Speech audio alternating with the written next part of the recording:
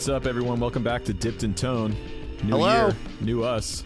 Man, it is a new year. It is a new year. You already look thinner. You sound better. You look healthier. It's the haircut, you see. Do you struggle with writing the correct year for like 6 months when you're writing stuff? Yeah. It's actually, I've had several times already where I've been like 2021. Oh no, wait, 20. What year are we in? Since the pandemic, I've kind of just given up on remembering all that stuff. So, yeah. Yep. So, how you doing? Good. I just saw you. We should just jump right into it. So Zach came down to Atlanta this past weekend, and we had ourselves a jolliment. We went out on the town. We played some guitars, played some gear. We had an argument in person. Finally. It's been so long. It was great. It was fun to just get out of town and do something different. And it was cool to see how the sausage gets made over there at the Shoal compound. Yeah, a little bedroom, humble bedroom studio here. Yeah. You saw the future studio build, and I did. In its current form.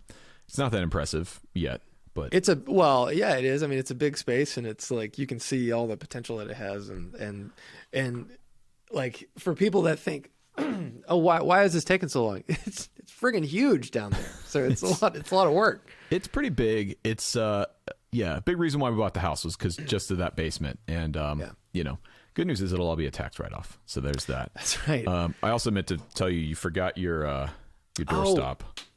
That thing. Well, so just don't plug it in and it'll be fine. Yeah. So also I meant to tell you like the power on this looks weird. I don't know if that doesn't look right. So yeah. You just I tried to make a out. Boss. Yeah. So I was gonna say because I can't fit. I shoved a Boss power supply in here and broke it. So I was just gonna drill it out and fix it. Is that cool? That's totally fine. You do whatever you have to do. I'll just make sure you reimburse me after it stops. Okay. Well, okay, it's not that expensive. I mean, it's all dinged up and scratched. So yeah, it's not even a gold one. Yeah. Are you sure this one's real? Even have you looked at it? Yeah, I've torn through that one. Okay, that one's real. All right, great. Well, so everything else good? New year starting off well, except for this atrocious cough I just acquired. I am drinking from my Two Rock mug, and it makes me think about that the thing that we just saw. Maybe this could just be something we chat about for a second. That new Joey Landreth signature. Okay, let me tell you something. I like Two Rock amps. I've always liked Two Rock amps. Never owned one, not yet. But that tremolo on that amp has got me thinking real hard about trying to scrape together some cash and get me one of those. Well, you might want to hurry because I don't know if I'm speaking out of turn, but I would say that most of those are probably accounted for already. There's not that many. There's only 75. But yeah, for those that don't know, it's basically a combination of the Bloomfield drive, the Sterling signature, which is like the steel string thing, and then it's got a harmonic and a bias tremolo that are independent but can be used at the same time. And it's massive. Like the head shell is huge. Yeah, it's got so many tubes in it. I mean, it's like the harmonic tremolo alone has, I don't even know how many tubes, like 3 or 4, which, in addition to like the 4 output tubes and all this stuff, it's a monster head, but 310 cab, right? Super cool. And yeah, I hope to play one again. I heard the prototype. You've played it. Well, I heard. Well, I played it. I think I played it for a second, and I heard Joey testing it at the Two Rock NAMM house with Matt Schofield there, and like all Eli and all the Two Rock guys, and Joey was like testing one of the prototypes, and I remember hearing it and going, oh. Yeah, and I'm sure it was all the amp and nothing to do with one Joey Landreth playing. No. Yeah, both him and Matt Schofield made it sound pretty good, but I mean, whatever. Yeah. I'm trying to shake some things up this year with my. I kind of have, since you came this weekend, I've kind of had just like this. You bring this like restless gear energy around wherever you go. Like, so cool. I'm like, I need to thin the herd. I need to sell some guitars. I would rather like pare things down, thin things down and have less stuff, but the stuff that I have is more special. Yeah. So one of the things we were looking at we went to Righteous Guitars for the day on Saturday. They've got a really nice Boogie Mark V head. Yeah. With the black suede. And I've never owned a Mesa, never owned a Boogie. And I've actually never played any of the Mark series stuff. And so I'm curious about it. I might try and go pick that up because I'd like to make a video about the history of Mesa Boogie. It's a really fascinating history. They're kind of the first sort of boutique amp builder outside of Fender, Vox, Marshall, Orange, all that kind of stuff. Right. And, dude, the Mark series has been an iconic amp. It's over the years. So it's one of the most, it's such an identifiable sound that has worked in so many different genres. It's a classic. And I think the new Mark was Mark V.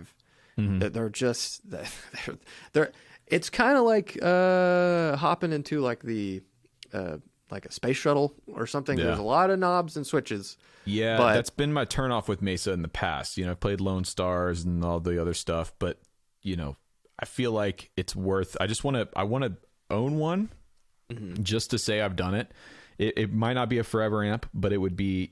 I want to experience this. I want to get to know it so I can know what this thing is and what it does, and then pass it along. So yeah, it wouldn't be funny if like you got that, and then all that stuff on the shelf behind you, you're like eBay reverb gone, get rid of it. I'm a Mesa guy now. I could see it happen. Yeah, no, but for sure. You know what though? If you want to get on that guitar journey and you consolidate all that stuff and get rid of some things and then get some new things, we know the place to do it. Ha! Oh my Bam! God. That was pretty slick. You actually had me for a second there. Sweetwater. We got a new sponsor in Sweetwater, and we're happy to be working with them. So yes. What do we got today, Rhett? Sweetwater.com/dippedintone. That will take you to the guitar gallery. Now, we've actually seen the guitar gallery in person, and I have to admit, I was legitimately impressed. At Gearfest last year, we went, and they were pushing the whole like, do the warehouse tour, and I was like, what? Okay, it's a big warehouse, a bunch of gear. I'm glad I did it because it was legitimately impressive, and seeing the guitar gallery in person genuinely made me shift my perspective on how they're doing things. Those guitars that go through there, they inspect every guitar that goes through over $300. They give it a 55-point thorough inspection, and dude, it's thorough. Yeah, it's incredible. They take photos of each guitar. They record the serial number and the weight, so you can know exactly which guitar you're looking at. And when you are looking at the guitars in the guitar gallery, you can choose the exact guitar you want based off the wood grain and all these things, because every individual guitar that's in stock is on their website. So yeah. And it's not part of the ad read, but do you remember like the maintenance shop that they have there and the mod shop? Like they've got a full-time team of luthiers back there. Yeah. They're all world class, doing crazy stuff, which I didn't know. Like you can order a guitar on Sweetwater and then tell them, hey, take this Strat, but I want it single hum, and I want you to put a Floyd Rose on it, and I want to coil tap the pickups, and I want to do all this stuff, and then I want to take the frets off and make it fretless, and they can do everything there in house and then ship you the guitar. Yeah, it's really remarkable. And like just seeing the amount of people setting everything up and checking them out, it's like, I don't know, it's worth giving the guitar gallery a look, because if you realize like, hey, they opened every single box, they checked all these things out, there's no problems, no issues, it's going to be right. Mm-hmm. That's a lot of peace of mind, and it's definitely worth visiting the link below. Yeah, sweetwater.com/dippedintone, and I can attest to their shipping because recently I've been doing all these 5 levels of videos, and those are sponsored by Sweetwater. So I get Sweetwater to send me 5 guitars at one time, and let me tell you, just the packaging alone that they do, they don't just send you the manufacturer's guitar box. It's like they take that and then they put their own packaging and stuff around it. It's impressive. So yeah, sweetwater.com/dippedintone. Check out the guitar gallery. Thank you to Sweetwater for sponsoring today's episode. Yes. Speaking of today's episode, we've got a really good friend of the podcast and a really good friend of yours and mine, Mr. Greg Koch, on, and it's a good time. The one and only. Where was the first time you heard about Greg? Do you remember? Yes. Where were you? Where was I? Watching YouTube, the Wildwood Guitar YouTube channel, and just the unbelievable demos. I still go back and watch those. There's one that he did that God, this must have been 10 years ago, but it was a black custom shop ES330 that he played. And that's still one of my favorite pieces of guitar performance ever. Yeah. I remember seeing before that when he was doing clinics for Fender. And I remember, I guess when the Supersonic came out and all that, and maybe the VG Strat, you remember that? Yeah. Insane thing. And just watching him going like, who the hell is this guy? And then like you hear him play and you fall in love with what he can do. And then you hear him talk and you're just laughing the whole time. It's like, he's a riot and one of the most genuine down to earth guys in the industry. So really you couldn't ask for a better hang. He's a sweetheart of a guy. He is unbelievably funny. They were here in Atlanta a few months ago playing Koch Marshall Trio, and we all went out for barbecue before the show. It was me and my dad and the whole Koch Marshall Trio, and dude, they're just the greatest guys. So it's a hoot. Excited to have Greg on the show, and it probably won't be the last time he's on the show because it's always a good time talking to him. Yeah, I hope not. All right, without further ado, here's our interview with one Gregory Cochery. So welcome, Greg. Dipped in Tone, your first time on the pod. Glad to have you. That's right. Well, thanks for having me, doggone it. Nice to see you, fellas. Nice to see you. Yes, sir. We caught up not too long ago here in Atlanta. Shared some wonderful barbecue, and I witnessed some savage riffagery. So yeah, good to see you again, man. That was good times. I haven't seen Zach since he was out at the Wild of Woods.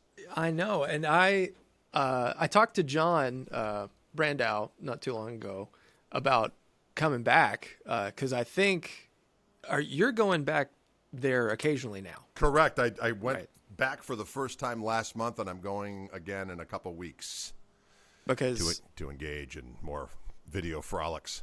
Because they what some people might not know is they created this brand new store that was beautiful, and then 2020 happened, and now I think it's basically just a warehouse with a video space. That's exactly correct. That whole area that was their brand new showroom is now just shelves and guitar after guitar. It's unbelievable the amount of guitars they have in that joint.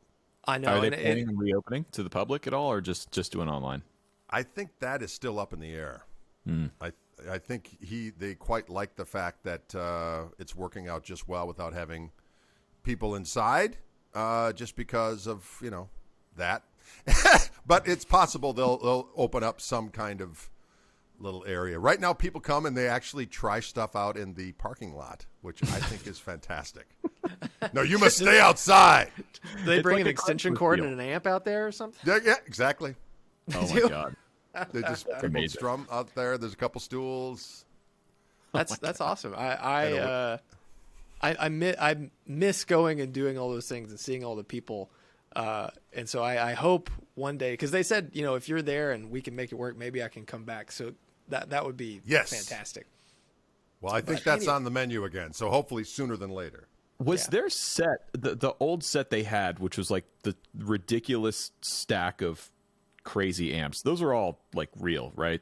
They were all real. Yep. They were all Steve's. Yep. Oh my God. I just remember watching that, and that was years ago when I was kind of first starting to learn about all this stuff in the vintage gear, and just looking behind, I would watch your videos and see all that stuff behind you and be like, man, that's gotta be worth at least a couple $1,000. Right? The 4 Dumbles alone. Oh well, God. And he got those all from Alexander Howard, whatever name he chose. He bought those new. They weren't like some. Well, two of them were. Two he bought from Howard directly, and that was back in the day when you'd have to send in a tape of your playing, right? Ostensibly to approve the fact that you were worthy, but also to get an idea of what your tone was like, so he would know what to build for you. Man. And so Steve passed the test. Steve is quite the musician, actually. Really? And his band was quite popular for quite some time. He had this band called Wind Machine. They sold a shit ton of records back in the day. And that's really what kind of, I mean, he always had the business, but he would use it for, doing lessons and a little bit of, of guitar, a few guitars and amps in there, but nothing huge. And then he mostly was a professional musician. And at one point, he just had this idea of, I think it was initially with Taylor, of, well, what if I did my own kind of like secret recipe of what, all my customers are interested in and what we're interested in having? Would you do that? And then, well, yeah, if you buy X amount of them, you can do whatever you want. So that kind of began the whole kind of co-branding thing where they came up with the secret sauce, the manufacturers would make them, and then it was the Wildwood version of the various, of course, they did it with Fender with the Wildwood 10s and Gibson with Wildwood Spec and so on and so forth. And that's what really kind of made it. You know what I mean? Yeah. In my Les Paul hunt recently, we played a few Wildwood Spec. They've been doing them so long now that you kind of start to encounter them in the wild. Where absolutely, they're all over the place. Yeah, they're everywhere, and it's cool to run into one because they are a little bit unique. They're just a little off of the beaten path a lot of times, where it's a unique kind of spec or color or wood combination. So that's super cool. On the Dumble thing, did you ever? Was a Dumble ever on your radar as a young guitar slinger? When they were starting to come out, did you ever think about trying to get one? No. I knew that. I guess the first time I ever really heard about them per se was knowing that Ry Cooder used one, and on the Giant Hyatt records, or what he did with Bring the Family, with that, and then on the Little Village stuff. But I knew on Bring the Family he had used the Dumble. And then, of course, I knew Robin Ford used one, and I knew Larry Carlton used one. But it never really was, for whatever reason. It's like I always like, what's just a Fender or a Marshall or, that or a Vox. That kind of did it. It just because, there always seemed to be, you had to have this extra Dumbulator thing, you know what I mean, in order to get reverb and this, that. It's like, that just sounds like math, and I hate math. So I'm just going to avoid that. I feel like that would have been Zach's reaction back in the day. I mean, I know you've got, yeah. You would have looked at that and be like, I don't know, man. It just seems like kind of a lot. Well, and the Dumbulator thing, like having to hook stuff up to use a loop, definitely not me. But I mean, having played them and experienced what they can do, it is special. There's no doubt. But yeah, I don't know.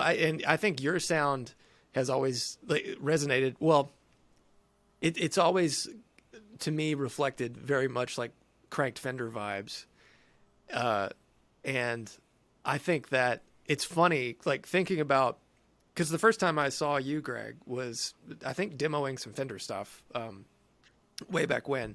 And it's kind of interesting to me, like thinking about the Dumble thing and how, that is so popular now, but how probably when you first started gigging, you were using just classic Fender tube amps, classic amps, and Fender has kind of gone to this. They've made a lot of digital stuff. You did all like the Cyber Twin and all that stuff back in the day, and now the interest in all the classic amps have just skyrocketed so much that that's what everyone's kind of hunting for the Boutique thing. And it's in your gigging career, you've seen all that stuff kind of ebb and flow, Correct. What's your go-to setup? I mean, I know you have your Koch amps, right? But what are you looking for? That sounded a little dirty, but or they say Koch, or what do they say? They don't say Koch exactly, right? I don't know what the hell they say. I think they might say Koch. Oh, okay. Koch. I should just say cook. That's what it means in German. It's I like to eat. It would make sense, but no, I had to do what old Grandpa George said. Koch. Get a little spit happening there. And then everyone just says, oh, you mean lovely. Cock? No, I didn't say cock. Anyway. But yeah, amps is an interesting thing. I guess none of my family played, you know what I mean? So I didn't have older siblings or peripheral people that were hip to stuff, So I started playing and I thought, well, a Fender Twin is good, right? So my first real, other than the PV Rage that I had, of course. Hell yeah. Hey, man. Introductory counsel. We have a saying around these parts, Greg, that is if PV made a car, I'd drive it. If PV made a boat, I'd buy it. I mean, can't go wrong. That's it. Pave, French amplification, as I like to refer to it. Mon Dieu. Yes. So the first amp, I had a Master Volume Twin from the 70s with Altec Lansing speakers in it, and that thing never worked. I'd get it to work, and then it would blow up, and I kept on taking it back and forth. And when I would go to high school, they had Fender Twins in the jazz band room, so I would just play Fender Twins there. And then this buddy of mine wanted to use my Fender Twin, and at the time, it was like every time I looked at it, it wouldn't work for whatever reason. And he had this weird solid state Canadian amp called a VT, and it had this weird head that had buttons on it for jazz, country, blues. Very effective, I might add. But it sounded good. It's just a master volume, and you would turn it up, and it actually sounded good. I just wanted kind of a clean sound with a little bit of sass, and it would deliver it. And it had a 412 bottom with greenback Celestians in it, and it just sounded good. So I traded them even up for this solid state monstrosity, and that's what I used all through, first couple years of high school until I was in a guitar shop one day. And I just bought my 335, and I was looking for a different amp. And the guy that was working there was like selling me hard on it. It's like, look, tube amps are a pain in the ass. Now, mind you, I got nobody around me to refute this, right? Yeah, so it's this older guy that I became friendly with at this music store. And he said, you should really check out these new Yamaha G100 212 combos. Hell yeah. So I did. I bought that thing. It sounded great. The clean sound was good. The lead sound was, you could go between the two. And I would do gigs with, at the time, my 335 and a Telly, and I'd go straight into that beast, and I'd have my little channel switcher, and I'd go from the clean sound of the overdrive, and I still have tapes of that stuff back in the day. I was like, shit, that doesn't sound too bad. So I really didn't know the difference between the tube stuff. And then when Stevie Ray we were doing like some Stevie Ray stuff at the time. And then when he came out, I was like, man, that's a tone right there. And then I started to meet guys that were older than I was that worked at music stores, and they're like, the Super Reverb is the amp. So there was this kind of the cult of the Super Reverb way before it was fashionable, and this buddy of mine, Jason Klagstad, he would modify Supers. There was a guy in town here that would modify a Super. So it was really a plexi with reverb, and he would put two JBLs in it, the E110s, with the regular Fender speakers in there to kind of balance things out a little bit. And that was his rig. So I bought one of those. I had like a 68 Super modified with that. And that was a turn it up and go thing. I'd go out and sit in with his band, and he would use two of those amps, and they were louder than the Word of God. And he played an old Strat, and it was literally the volume would be down, and you have your clean sound. You're like, oh, it's time for me to take a lead.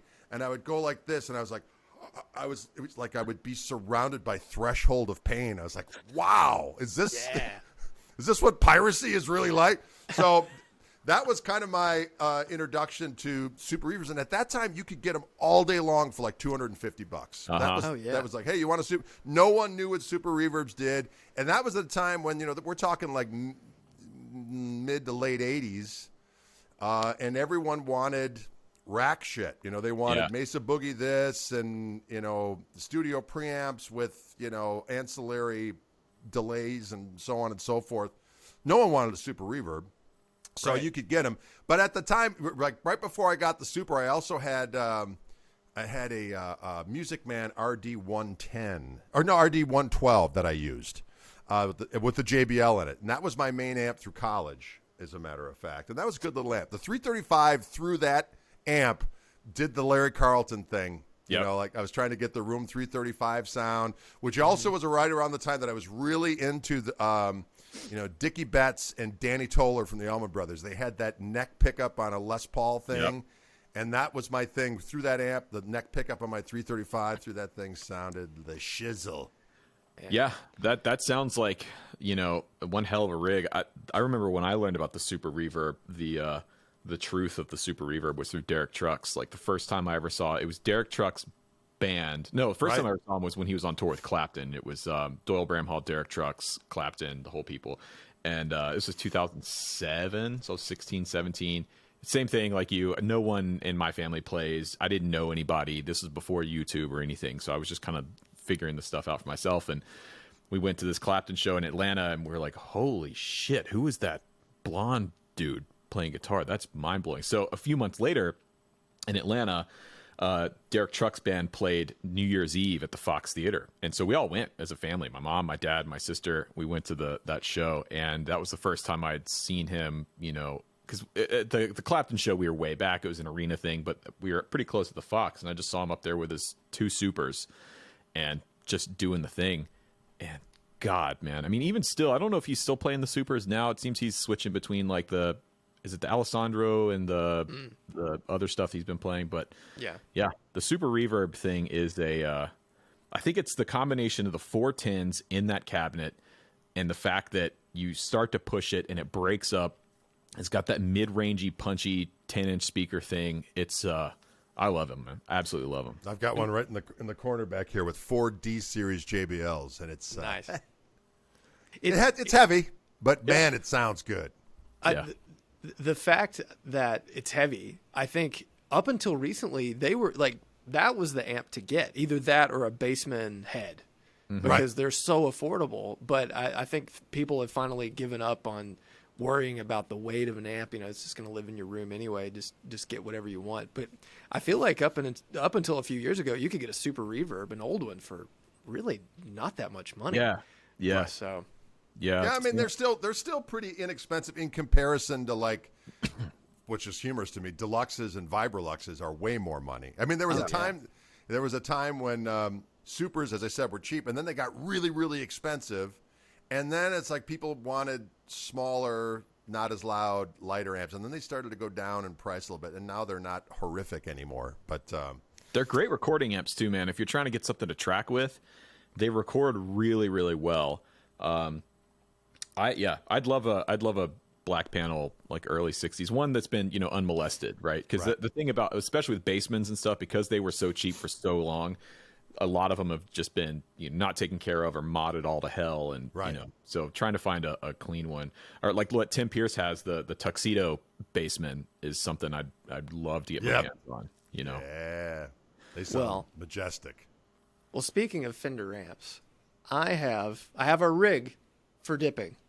So we can just Let's dip that rig. Let's dip it, baby. All right. There it is. Hey, there we go. Ooh. Yes. So what we have in this rig is on the post here. This is from, he didn't post his real name. It says Sir Buzzman, which I like. Sir Buzzman. Sir Buzzman.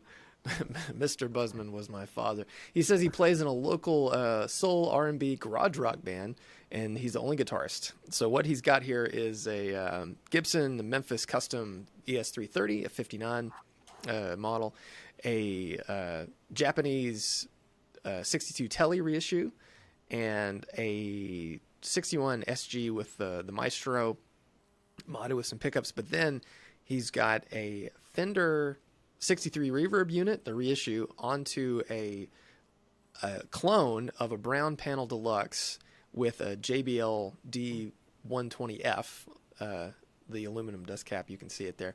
And then his pedal board, he just has the tremolo switch, the way huge Javelina, which is like a Mark III tone bender, a Vox Wah-Wah, the Chupacabra that we make.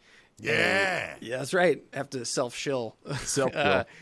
A Bluesbreaker pedal, TC Electronic Vibra clone, which I guess is probably like the Fender Vibratone rotary speaker, and then a little Boss RE2 Space Echo pedal. And so that's his rig, and I like it a lot. Dude, I like it. This is a man of Mr. Buzzman. You're a man of class and taste. I have to say, of honor and diplomacy. Exactly. I mean, this is a trustworthy person, someone who makes very good decisions, as you can see. Okay, so the guitars, the 330, the 330 is slept on. I still think. So I have the Epiphone Casino, but full circle moment. The first time I was really introduced to the 330 and the wonders of the 330 was actually, Greg, one of the videos you did at Wildwood years ago. You played a black custom shop 330. You remember that one? Dude, I do. I remember watching this video, and the sound that you got out of that guitar just melted my brain. It was unreal. they can be feedback monsters. You know, they're fully hollow, and I learned in looking at them too. They're not exactly like a 335. I always thought, oh, it's just a 335 that's fully hollow with dog ears on it, but it's not. The neck joins the body at the 13th fret, 14th fret, something like that. Yeah, it's a different construction than a 335, but God, they're amazing. They're so good. Yeah, they're delicious. The Grant Green weapon. Yes. Yeah. Yes. Yeah, I feel like he's got all his guitar bases covered with this arsenal here. Like, what can't you do with those 3 guitars? I mean, Stratty things, I guess, but apart from you can fake it with the telly thing with the telly. You can get in that territory, you know. Absolutely. The SG too. I respect the SG. I mean, a Les Paul would have been a logical choice, but I like the SG. I think the SG's slightly cooler for this rig. First time we've seen a Fender Reverb tank, right? It is that I can remember. I love the look of a reverb tank, but the sound of an actual tube-driven reverb is like you can't really.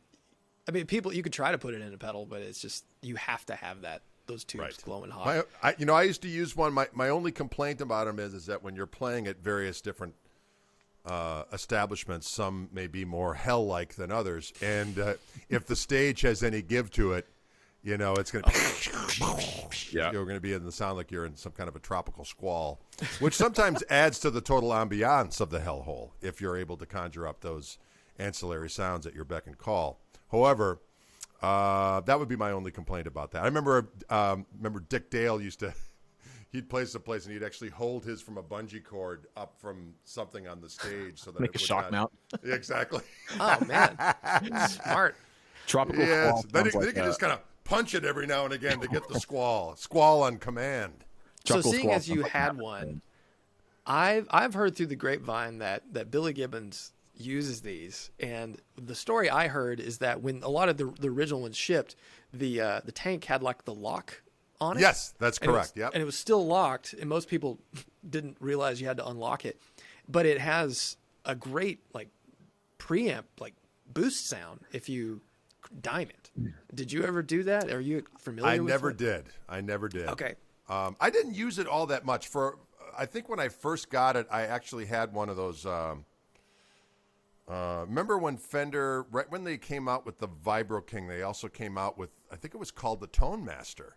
Yeah, I think so, right? Yeah, Tone Master. It was a blonde head, a blonde head and cabinet. It was a 2-channel, kind of a Dumble-y, kind of a high gain second channel.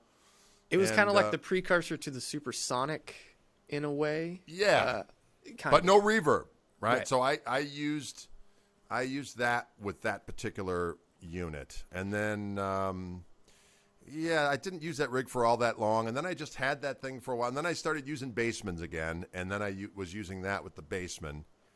But it was just to me, it was just another thing to bring. So I was like, I'd rather just have an amp with reverb. Right. The thing I like about the tank though is because it is tube driven, you are you're sending your signal through another tube stage and another set of transformers. And I subscribe to the belief that getting as many transformers in your signal path as you can is not a bad thing. Right. And Eric Zapata, a friend of mine, plays guitar with Gary Koch Jr. He uses these. He uses vintage ones, and as far as I understand it, he does do that like preamp kind of boost thing to hit the front end of his amps a little bit harder, even if the reverb is off. My God, I love it. And all of that going into a brown panel deluxe, which is one of the best. I think it's one of the best Marshalls Fender ever made. But I've never played one with a JBL. I mean, it might just tighten it up because it is that's a really saggy amp. Yeah, right. I'm there's something about those old D series JBLs. They've got a sound to them, and you can hear them when you're listening to Live at the Fillmore, and you can hear them on all those old records. They all used those speakers back in the day. And what's the characteristic of that speaker? Like, how would you describe that speaker? I can't even really kind of put it into words. It's just it just has this thing. I know that's scientific. I did a gig up in La Crosse, Wisconsin, a few months ago, and Dave Rogers, who owns Dave's Guitars, his rig is he loves the Evil Twins. He swears by them. Yep. But the one he was playing had 2 of the D series JBLs in it, and he used it on the half power mode. And the tone that as I was listening, I was like, that's that JBL sound. Like when you're listening to Hendrix, live at the Fillmore, Band of Gypsies, or you're listening to, as I said, the Allman Brothers live at the Fillmore. There's a thing that happens the way they keep. It's like you can overdrive those old Marshalls in a way, or in this case, this Fender Twin. But it's the way that speaker processes that information that it keeps integrity in some weird way, but in terms of not ratting out or farting out on the low end. But it's not razor blades or hand grenades on the high end either. But you still get the overdrive and the filth. I don't know. It's got a thing. I wish I could articulate it better, but all I'm saying is yes, please. Why do you think the JBLs were so popular back in the 60s and 70s? Was it durability, like reliability? They just lasted longer than the Celestians or Fanes or anything else? Well, it's interesting because when I first started using JBLs, they were the E series, which were PA speakers, and everyone's like, "Oh, they're way too bright. They're not like the D series. D series are much warmer. It's a guitar speaker." And I was like, "Oh, okay."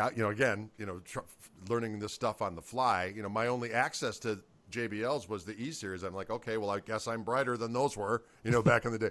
But I think it was, because Hendrix, from what I remember reading, he just wanted louder because they were playing at these Normodomes or these arenas are really kind of as the Wild West of trying to figure out what's going to work in these big rooms. So he just wanted those Marshalls to be like big twins. So I think that's why I did it. And I know that Dwayne Allman loved the sound of those JBLs as well, but he used to open up his cabinets so he could hear it wasn't so unidirectional, so he could hear the sound would splash around a little bit, which I can totally relate to because that's one of the drawbacks of whenever I've played a Marshall. It's like, and I'm a big son of a bitch, so all the sound is just kind of going at my feet. That's like I like combos because the back's open, so it kind of splashes around. You can hear it all over the place. Well, I have that problem as well. Yeah, They have to be so much more wattage. I mean, because like all those vintage amps, they'd have 25 watt speakers. For the most part. I mean, you're just going to get so much more. You're just going to move so much more air with these things because they'd be so much more efficient. Yes, right. I mean, I remember hearing. I think. I don't know if Jack Pearson told me this story or someone said that Dickie Betts, he's got the JBLs in his Marshall cabinets. And so when he would play, it didn't matter if he was playing Alpine Valley or an arena or someplace like that. They didn't even have him in the PA because he was so loud. So, 100 watt Marshall with the 412 JBLs would be louder than the Word of God, which is weird because I wonder what he used back in the day because I know Dwayne liked 50 watts. Mm-hmm. So I'm always interested in it's like how loud were they on stage? Because I remember when I met Buddy Miles years ago. Not that I'm name dropping, but I was a huge Hendrix fan. And I got an opportunity to do some gigs with Buddy Miles, and all I wanted to know was, well, what was the stage volume like? I mean, you're on stage with Hendrix. You're next to those 3 Marshall stacks. What was it like? And he really, it's like, oh, I don't know. It was this. It's like. So you were stoned and you weren't taking notes. Basically, basically.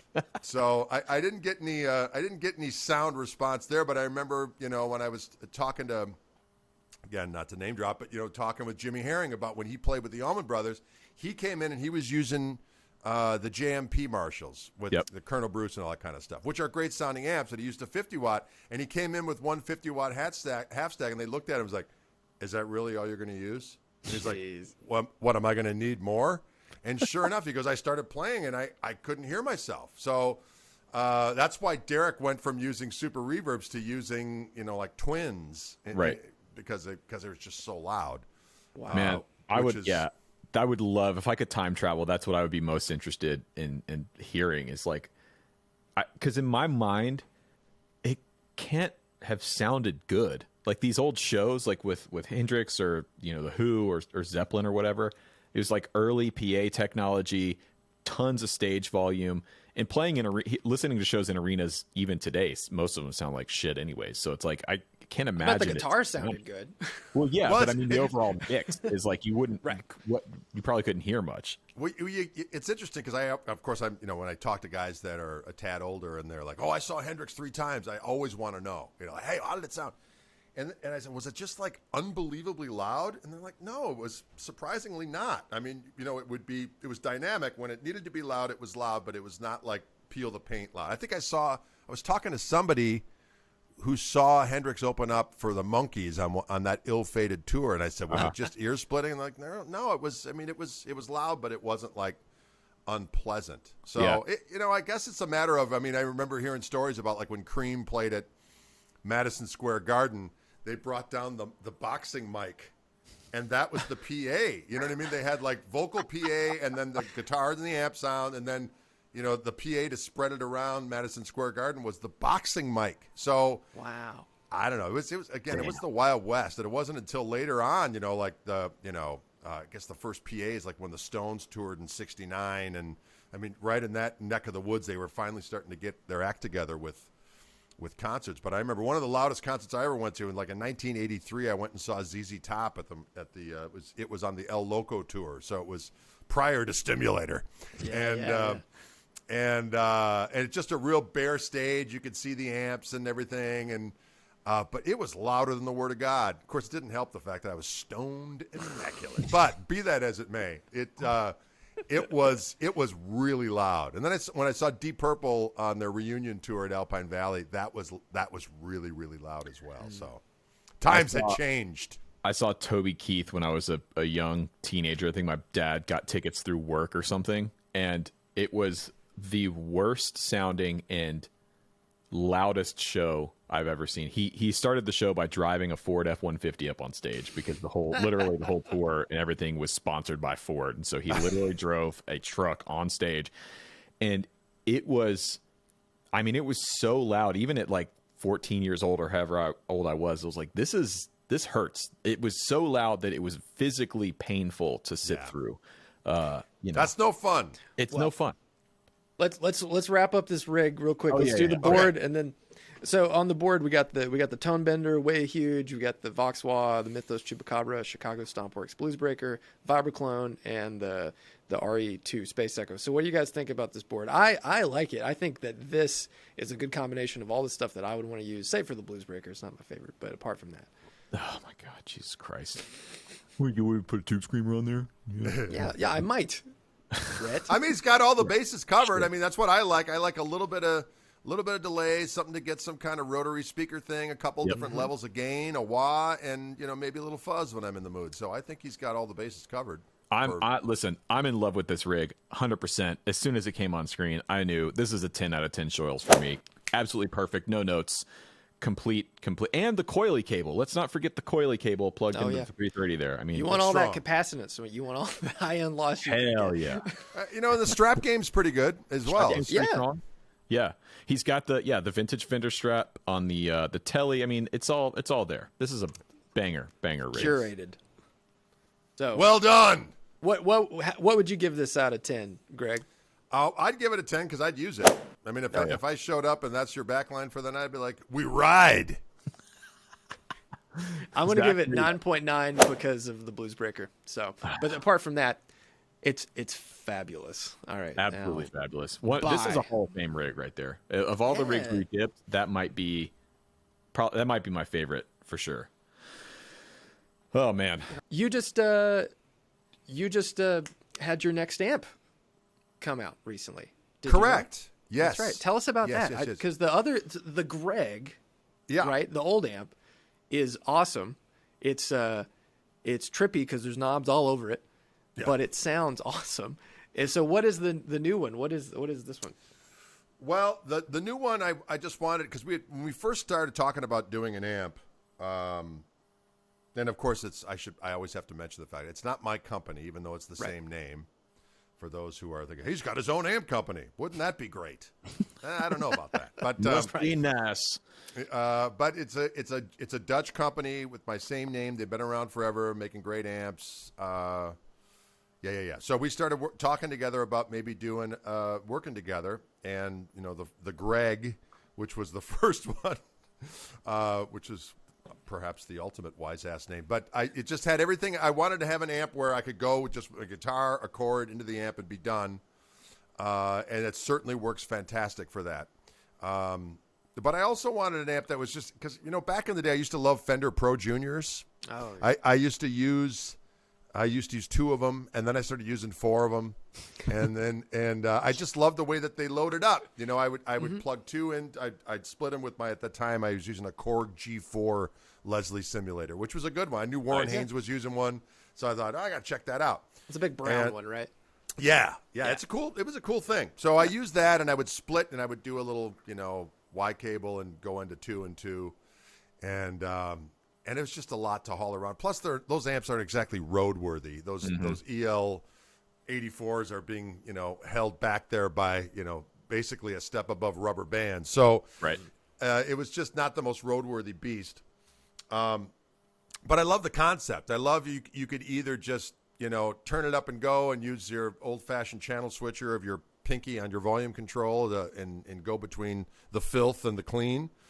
And then I remember talking to Richie Fliegler at Fender one time. He's like, well, why don't you try out our new Vibrolux? If you go into the first channel, the custom Vibrolux, it's basically like a tweed amp with reverb, and you can crank it up and do the same damn thing. So that became my main amp after that.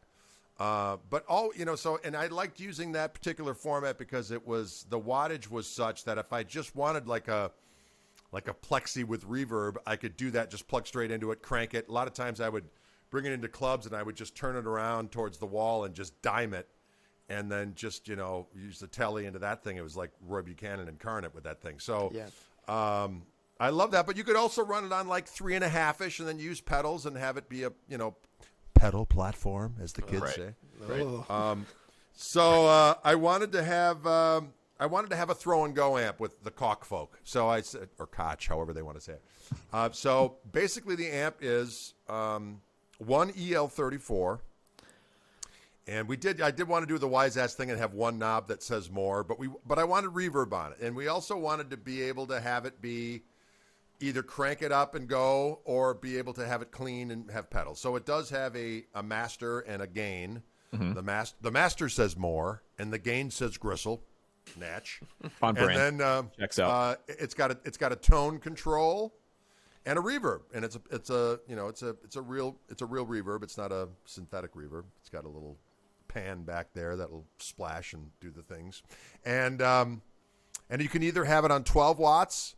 Or 4 watts, and I wanted the cabinet to be a little bigger. It's a little bigger than the size of a Tweed Deluxe, because a lot of times, like the only thing I didn't like about the Blues Juniors or the Pro Juniors back in the day is when you would dime them, they'd kind of sound boxy when you were recording them, right? Yeah. So I wanted the cabinet to be big enough with a 12-inch speaker so that it wouldn't do that real kind of, man in a box sound. Yeah. And that worked. So it's a little bit of a bigger cabinet, but low wattage, and you can, turn it up and away you go, or you can set it kind of cleanish, but it's amazingly loud for 12 watts. And it's called the Little Gristle, right? Yes, it's called the Little Gristle, correct. The low wattage thing is great because I feel like now with modern, gigging, everybody seems to want as little stage volume or no stage volume. And for guitar players, that really sucks because, going direct is fine. I've done it. It's a utility thing. You do it when you have to, but you need that speaker on stage with the guitar to create this sort of like symbiotic organism of the guitar and amp working together to create the sound. And so having the lower wattage amp, I think, is great because you're still moving air, but you can actually get away with having the amp on stage facing front of house and have it mic'd up and do everything you need to do while keeping the stage volume manageable and not pissing off, the front of house guy or the artist or whatever. And not having to do, the trick of, turn the amp around, fire it into the back wall, or having a plexiglass shield, or all the stuff that I have to do with the bigger amps that you take out. So I really love the low wattage thing. And low wattage amps sound great under microphones. Like, yes, they certainly recording do. Small amps is amazing. Yeah, absolutely. Yeah, but I remember the Blues Junior thing. I had a Blues Junior for a while, the Blues Junior 3, and the boxy thing was real. I had to mod it all to hell to get that boxiness out of it. I remember I bought like all the Bill M mods, went on that old website and taught myself how to solder on a circuit board and figured all that stuff out. And it worked for a while until it didn't, and I couldn't troubleshoot it. And so that ended. Right. Isn't that the way it goes? You use something until it's like, yeah, I don't trust it anymore. We need something else. Yeah. I have said for years that the Pro Junior is one of the best amps Fender makes.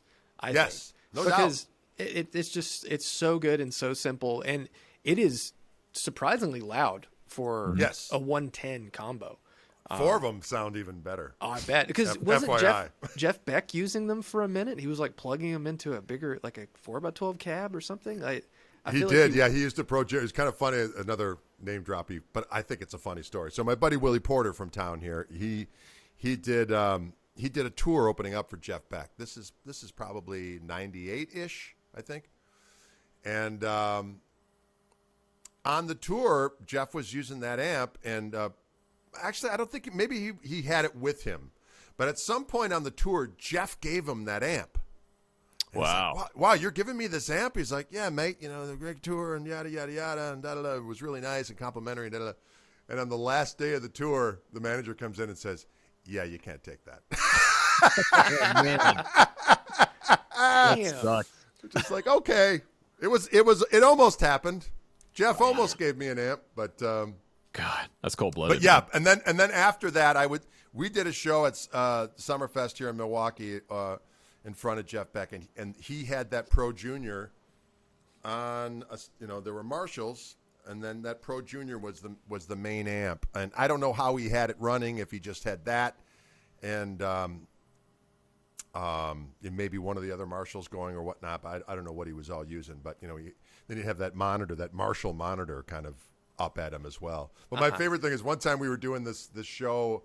It was a Fender thing out in the Tempe Music Festival, and it was the first date of Jeff's tour, so he was doing a sound check earlier in the day, and I was there early, and I was sitting next to the sound guy, and at that time I was like, Jeff Beck doesn't use any pedals, and I'm like, well, Jeff Beck can use whatever he wants because he's Jeff Beck. I don't give a shit if he's using pedals or if he's powered by steam. It's going to be awesome.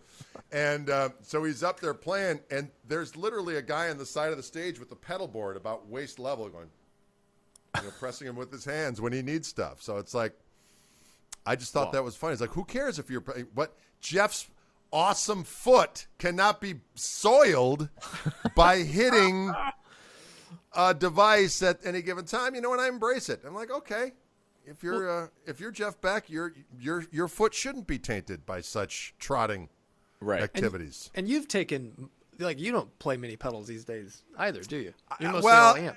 I actually, during the Cove, I started having a little fun with some of my screaming shit boxes on the floor. So then I started going stereo with my Leslie simulator, my Neo Instruments ventilator, which sounds awesome. That thing's awesome. Which I always used to use when I played my trio, but then when I was in a trio with an organ player, it's like, well, why do I need a Leslie? So that's why I didn't really use anything, because my amp, for one, had everything on it. But I started to realize that, when you're playing, my son hits hard, which I embrace, and Toby plays with a B3 and a bass amp, and that Leslie is screaming, and when that's coming aside of the stage to me, it's like, sometimes I look back at my amp going, is this all I got?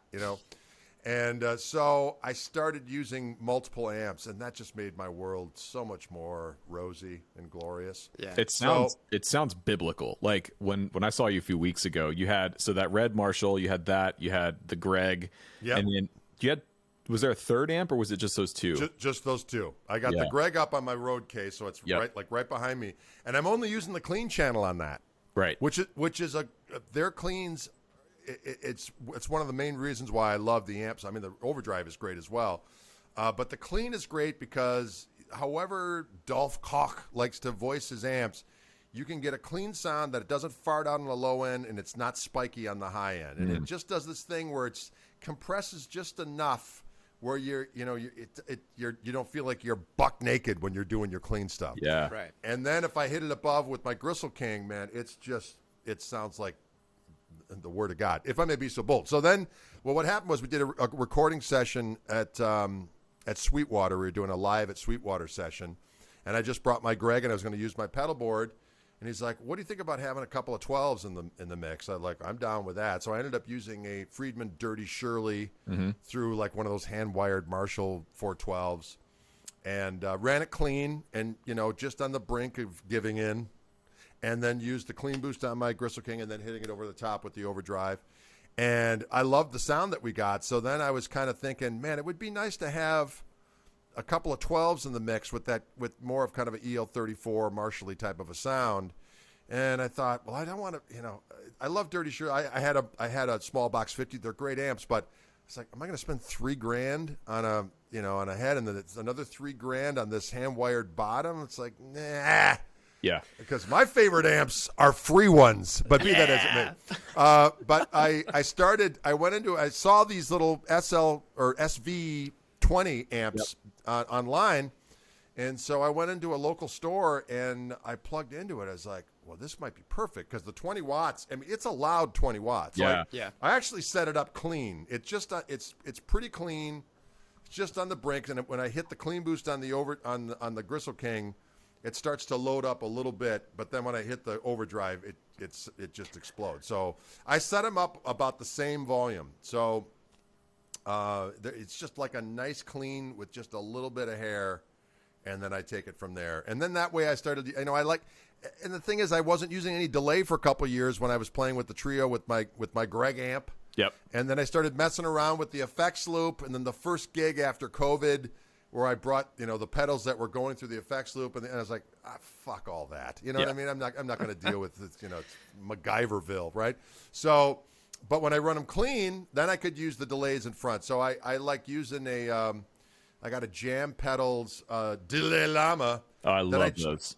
I have it on a little bit of slapback. It's barely there, but I have it on all the time because it just warms everything up, and it just gives it that. I like to listen to a lot of old bootlegs, and you listen to old Cream bootlegs, and it just sounds like they're just from the room with those Martins. It sounds like there's just a hair of slapback, and that's the sound I'm going for. So I leave that sound on, 99% of the time, and then I have my old Boss DD3 that I've had since 1985 that I use for just a little bit of a longer trail, but it's barely audible because I don't like to be too wet.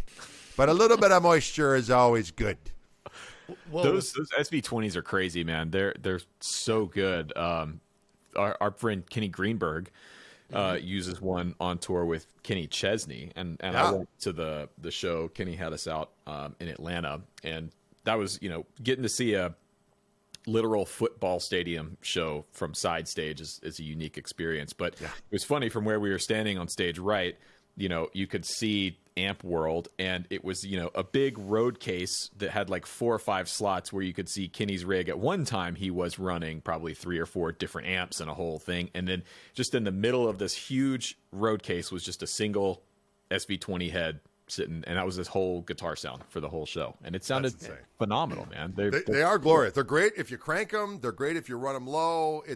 And then Wildwood had these red ones, and I was like, well, once I got the conventional colored one, I was like, I think I want to get a red one because you know what's better than 1? 2. It's one better. Well, we got a couple questions from some of our patrons.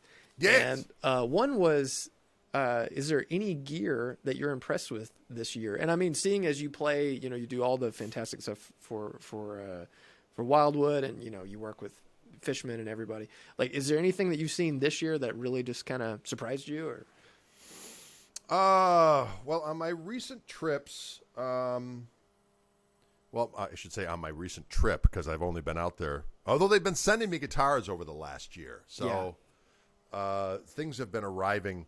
I like those new American Vintage 2 Fenders. Sure. I play one. I was like, I could use this. I dug it. I grabbed one of the tellies. The tellies were a little heavy.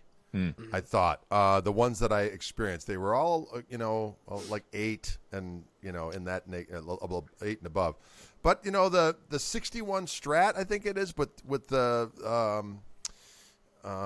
Fiesta Red one, I played one and it was light. It sounded good. It had the right quack in the 2 and the 4, which is always the thing, And I thought, man, I could use this. I dig that.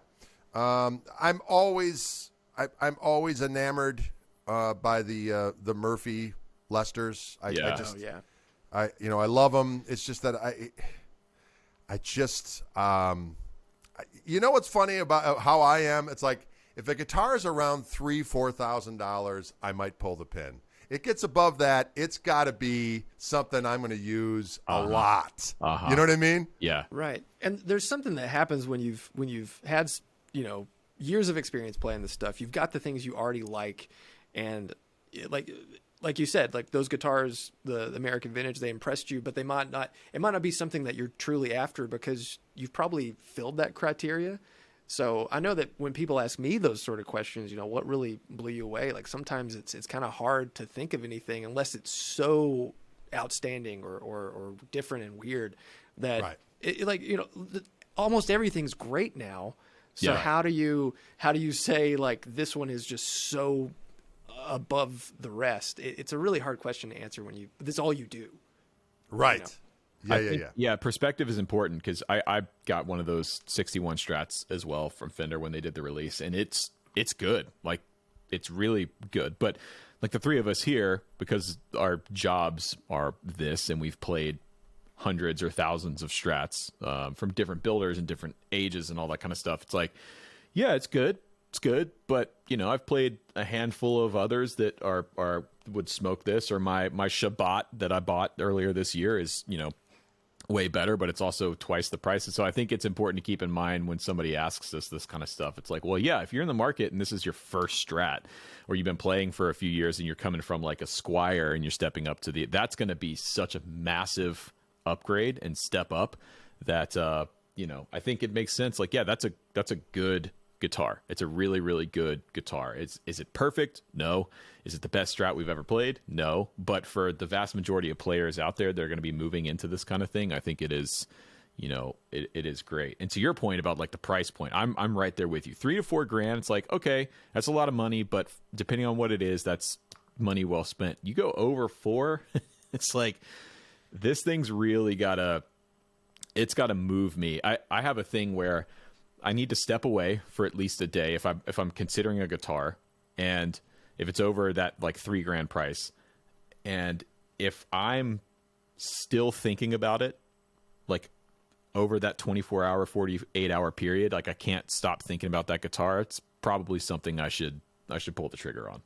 Yeah, I don't know if you do this. I'll do a thing where like I'll go into a place and they'll have something, or even if I'm at Wildwood back in the day, I would do this. I'd be like, if it's here next time I'm here, then it was meant to be. Yeah. Oh yeah. Or I'll go, I'm not gonna get it now, but I'll be back on Monday, and if it's here, I'll get it. And then more often than not, it's long gone. But it's interesting. I was talking with somebody about the other day about this thing.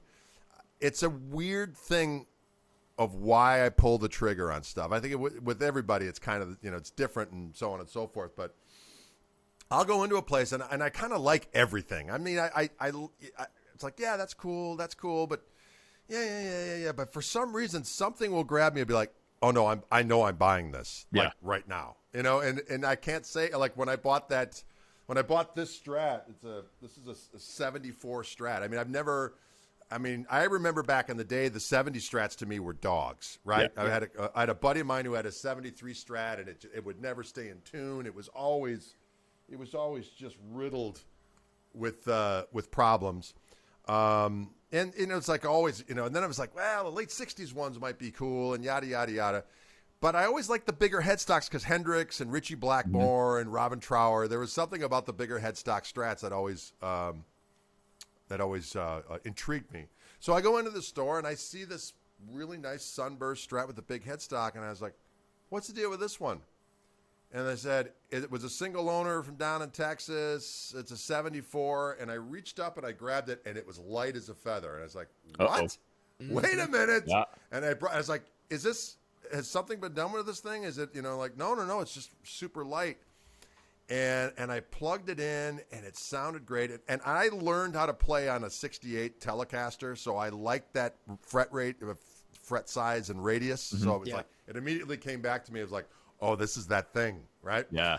And then it still had the 3-way toggle switch in it to me, which is I love, because as much as, 2 and 4 have that thing, when you're used to playing tellies, it's like those sounds are wimpy in comparison, and it's never.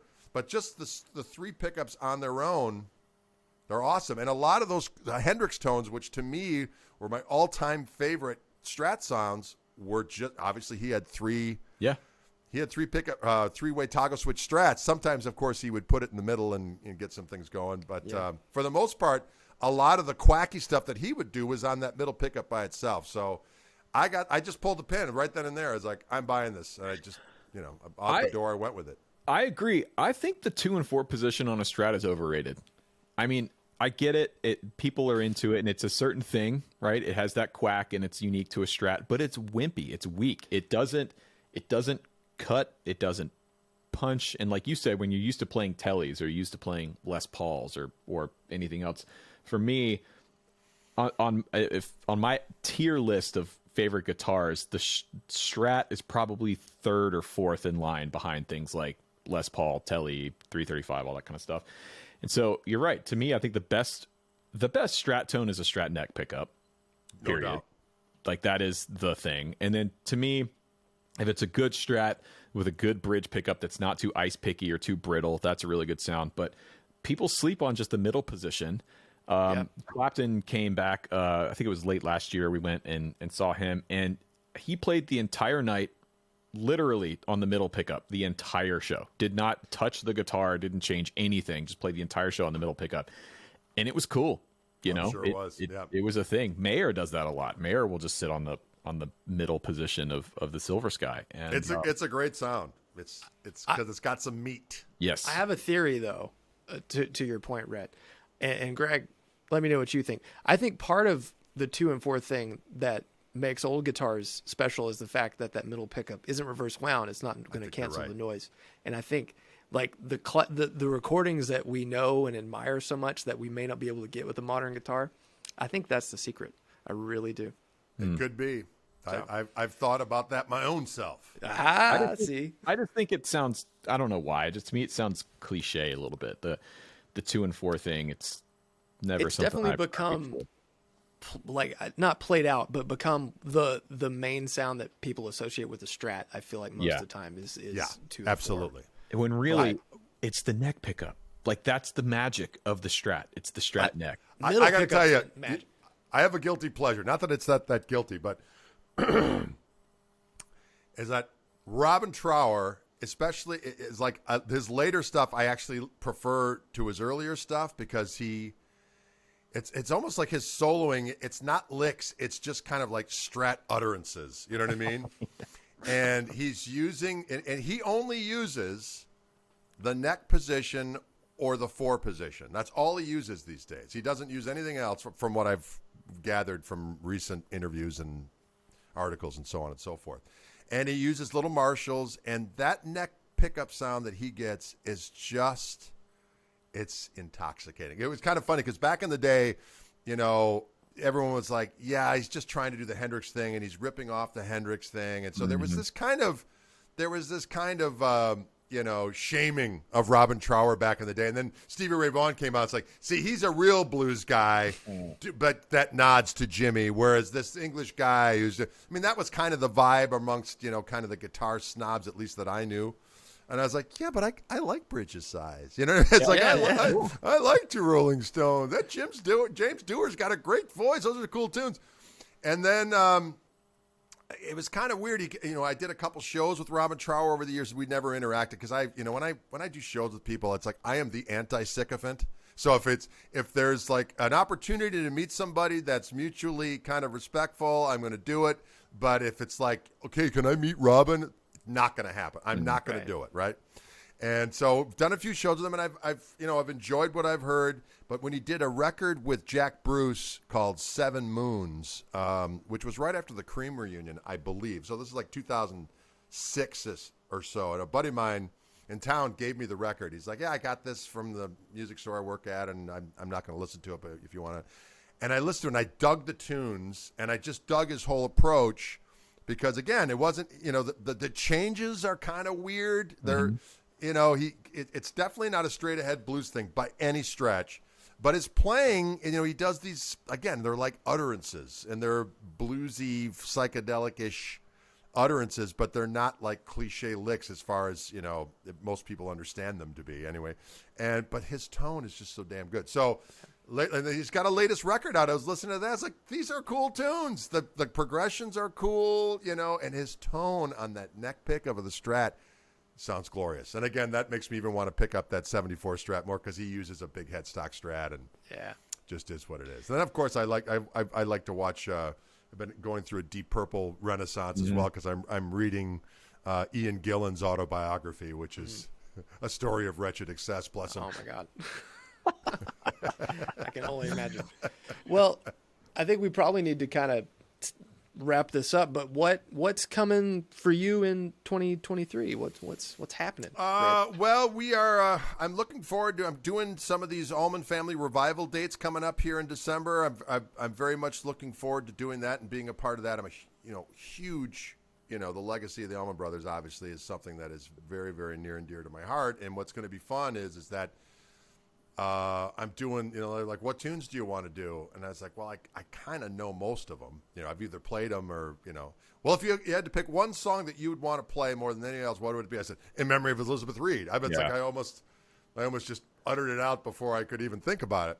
He's like, done. You can do that one. He goes, how'd you like to play Dreams? I'm like, yes, please. And so I'm looking forward to playing those tunes, and No One Left to Run With Anymore. It's a great tune. I always wanted to sit in with the Allman Brothers. That's one thing I always wanted to do. I just wanted to be amidst that thunder and get the look of take it, and when you're done, go, you know what I mean? Because I'd played those songs so many times, and, it's just, I played along with those records as a kid. Anyway, so I'm looking forward to doing that. So I'm going to do a few of those dates, and hopefully that's going to lead to more of that. And then the agent's booking a bunch of stuff for us. We're doing the Joe Bonamassa cruise in March. Cool. And we're kind of routing down there to do that. And Little Feet's on that one, and we're talking with the guys from Little Feet about doing some touring with them at some point next year. But we're pretty well booked up through May. We're going to Europe again in April. And I got this double record that I'm sitting on that I'm figuring out what to do with. And so I'm going to get that out and then just keep on keeping on. But it's been fun just going out and playing with the band because, I bet.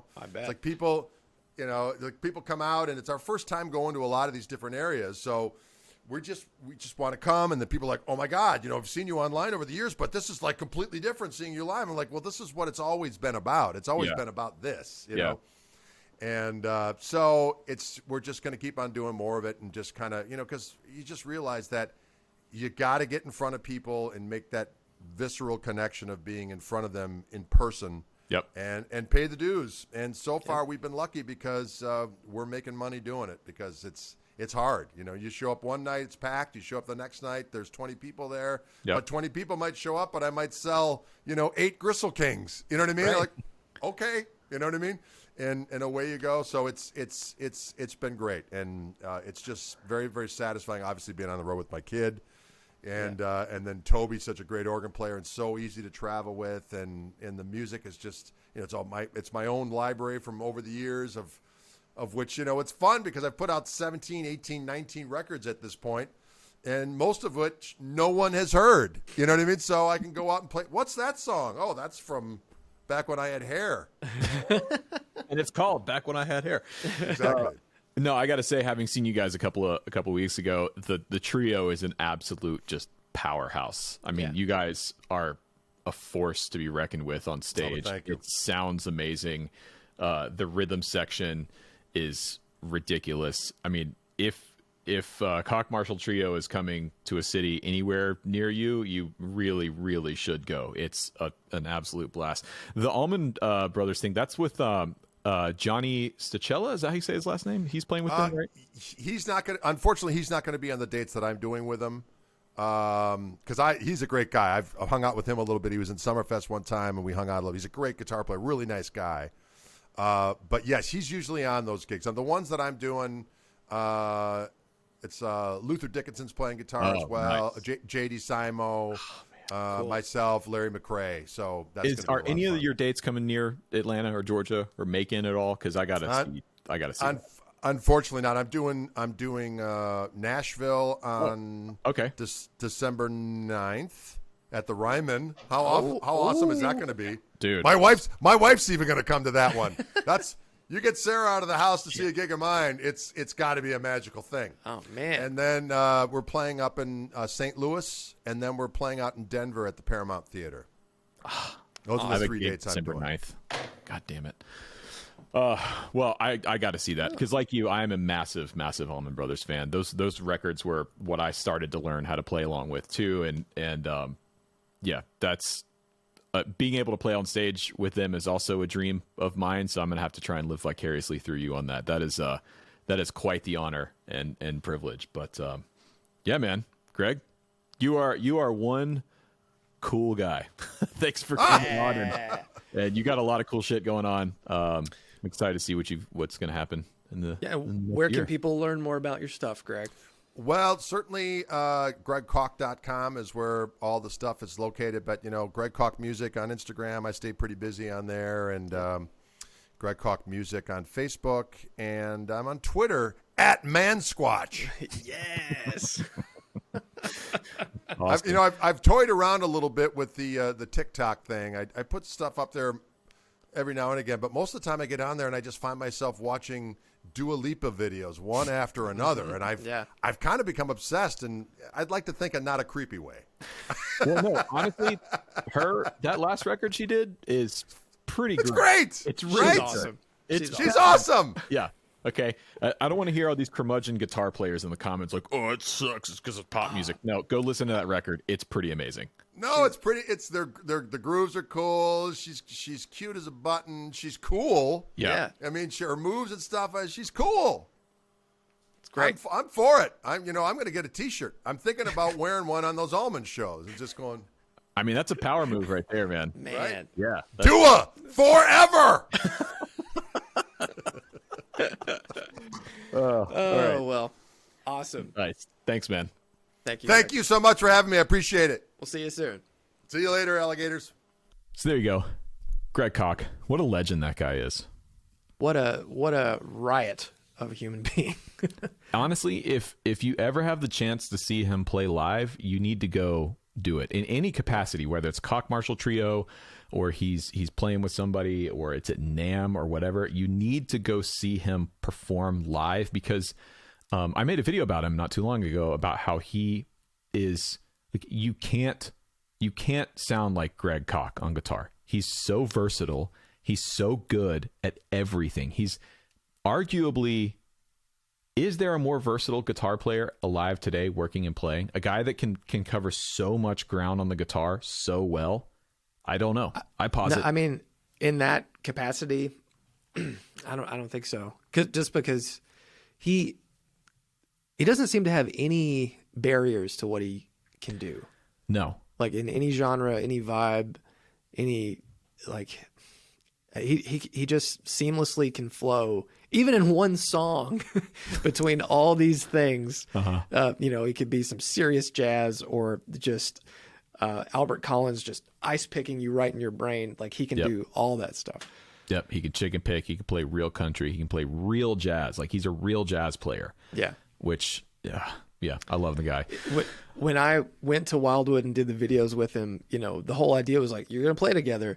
I was wrecked because I was so nervous. And like, we ended up having a lot of fun. And unfortunately, some of the best bits of our playing where I got more comfortable and like stretched out and felt more at ease playing with him, got cut because it just got too long. But yeah, man, sitting down with him to play guitar with him is like, okay. Yeah. Oh, okay. I haven't done it yet. And I'm a little scared. I'll be honest with you. I'm a little intimidated. You do fine. Yeah, but sure. But that doesn't make it less scary. No, you're right. You're right. So, but scary in a good way. Once again, thanks to Sweetwater for sponsoring today's episode. Sweetwater.com/dippedintone. That's going to take you to the guitar gallery. I really can't overstate how impressive and thorough their inspection process is at the guitar gallery. I think their whole thing was starting the guitar gallery was to finally make buying a guitar online a viable and somewhat easy and safe thing to do, because for the longest time I was always of the mindset that a guitar, an electric guitar, an acoustic guitar, you need to play it, you need to get your hands on it first before you buy it. But Sweetwater makes that process viable and easy. Yeah, 100%. And one thing that I'd like to add, and this is something that when we did the warehouse tour, they said to us, and it kind of it clicked for me. They move so much gear that if you're looking for something and it's not there, just hang on, because it's probably coming and will be there soon. So if you have your eye on, you want a certain Strat or, a Les Paul or whatever, just save that link and visit it, and just keep your eyes on the Guitar Gallery, and chances are it's going to show up sooner rather than later. Just have to you have to stay on it. Yeah. Yep. So once again, sweetwater.com/dippedintone. Thanks for sponsoring today's episode. All right. On to our first shill of 2023. What do you got? Yeah, I got a good one. I got a new pedal from my good friend, Mr. Jesse Davey. Oh, guess. Yeah. The King Tone Fuzz. So this is the new one that has the little dip switches on the side there. And so I think, is this the Mini Fuzz? Is that the name of it? It just says Fuzz on it. But it has a switch for silicon or germanium, and then fat, zonk, and vintage mode. And then on the side, you can do all sorts of different tone shaping. The coolest thing about this pedal, or one of the coolest things, is it has a little indicator that says set, and then you can adjust the bias. And when that little red LED is lit, the bias for either the silicon or the germanium transistors is where the optimal range is. Oh. So if like it's hot or cold or something, the weather is shifted or it doesn't sound right, you can just dial it in and get it to where Jesse, says the bias should be. And then, you can adjust to taste.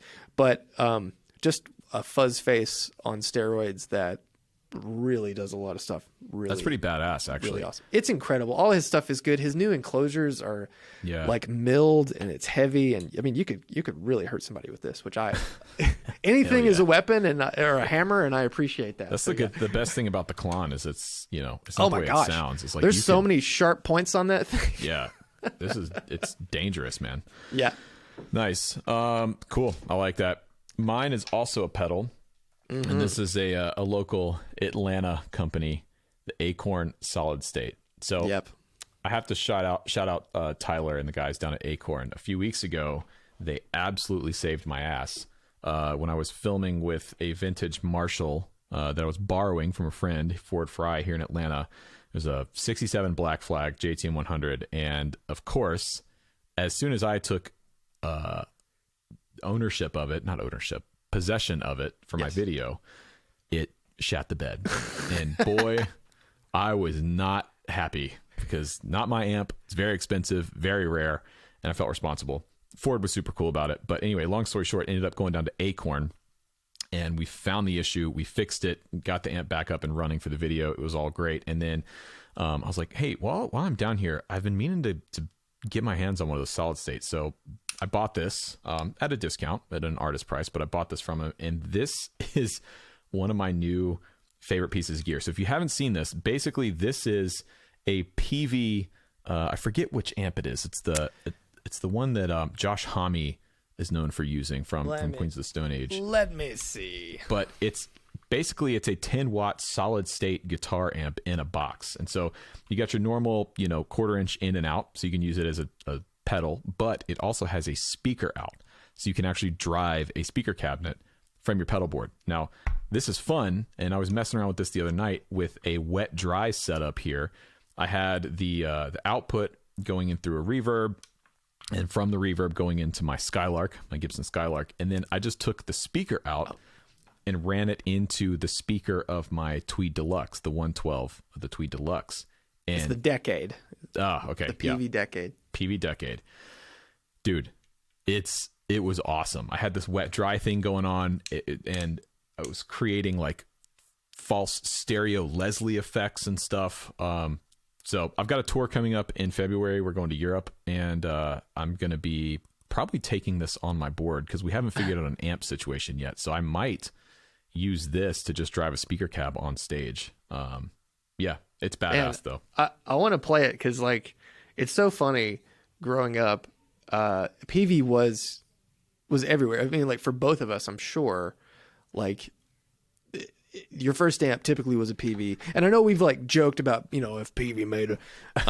We've done that for ages, but like it's true. Like PV was everywhere, but all PV stuff, especially those things like the silver panel cabinets, were so cheap. Like forever, and now everyone's like, "Oh, remember the Rage? Remember the Backstage?" And now the Decade, and it's like, wait, what? There's one in Reverb for $1,000. Oh my god! Yeah, because of that Queens of the Stone Age thing.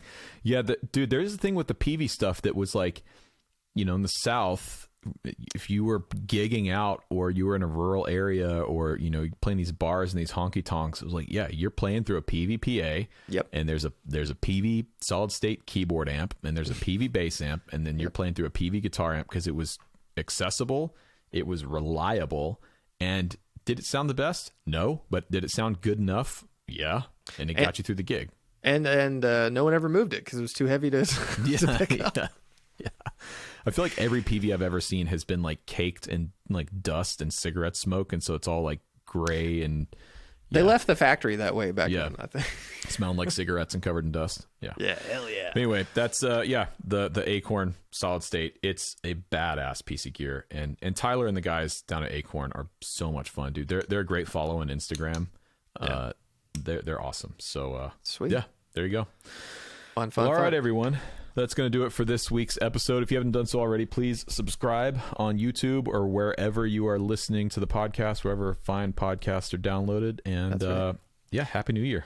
And thanks to all our patrons on Patreon for supporting the show. If you want to join and get access to our Discord and all the things that we do, check out our Patreon link below. Yep. Lots of new episodes coming up this year. Really excited. Yep. And we're already making plans for NAMM and all kinds of stuff like that. So we'll, anyway, see y'all real soon. Bye.